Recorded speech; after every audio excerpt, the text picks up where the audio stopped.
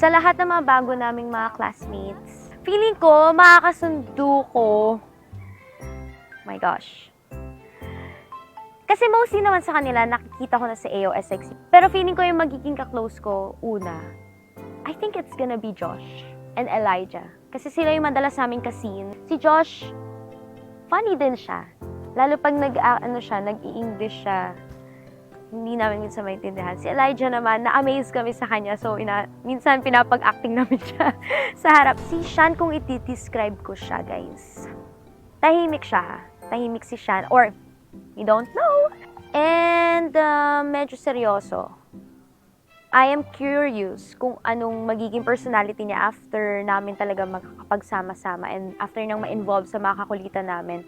Si Josh naman, on the other hand, is he can be loud sometimes. And joker siya.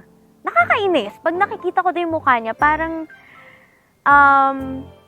alam mo yung masarap sapakin. Parang ganong tipo. Yung parang nakakagigil siya kasi yung itsura niya, tapos yun nga, yung character na din kasi.